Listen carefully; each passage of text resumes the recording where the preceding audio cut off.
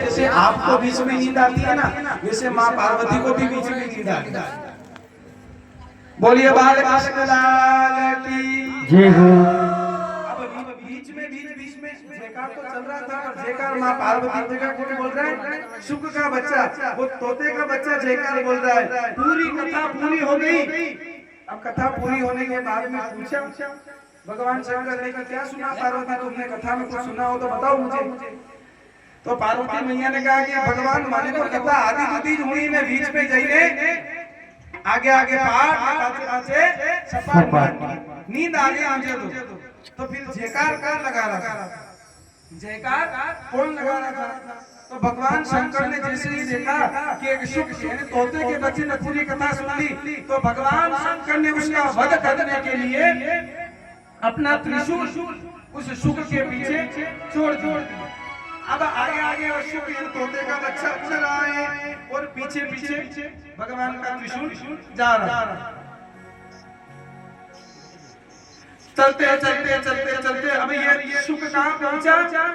जहाँ महर्षि वेद व्यास जी की पत्नी और महर्षि वेद व्यास जी जफाई ले रहे थे। और जैसे ही महर्षि वेद व्यास जी की पत्नी ने जफाई ली, जमाई ली, आलस्य लिया, ये शुक के तोते का बच्चा उनके गर्भ में प्रवेश कर जाता।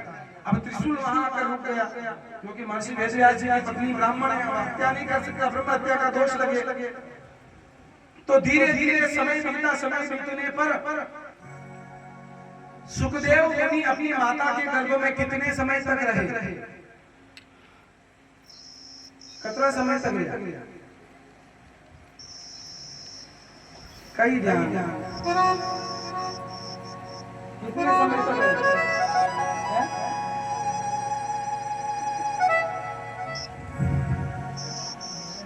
कितने वर्ष रहे? नहीं उन्हीं कथा। अच्छा, दुर्योधन कितने वर्ष रहा अपने माता के गर्भ में? ये बताइए, कितने वर्ष रहा? 18 साल। दुर्योधन कितने वर्ष रहा? 18 साल। आणि पहले आपल्या घरे काही लड़को लड़की ने आपले काम घेऊ घणो 18 महीना को का लिखा है 18 महीने का मतलब वो बदमाश मस्ती बहुत करता है। बोलिए बाल कृष्ण लाल की। तो इधर सुखदेव मुनि अपनी माता के गर्भ में कितने वर्ष तक रहे? 16,000 वर्षों तक।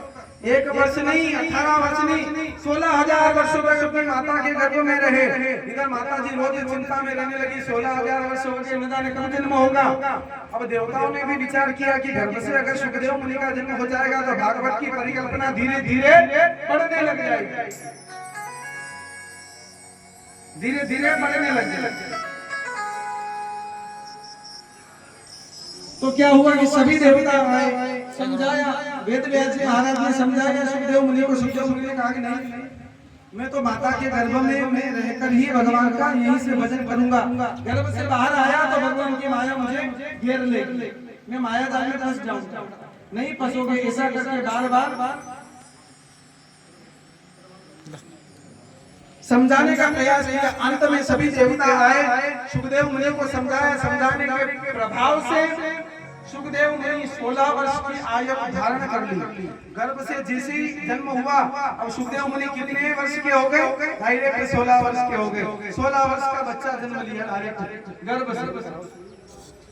अचंभे में हो गए, 16 वर्ष का जैसे ही बच्चे ने जन्म लिया, जन्म लेते ही ना अपनी माता जी को देखा, ना पिताजी को देखा, सीधा कमंडल उठाया और सीधे वन में चले गए सुखदेव।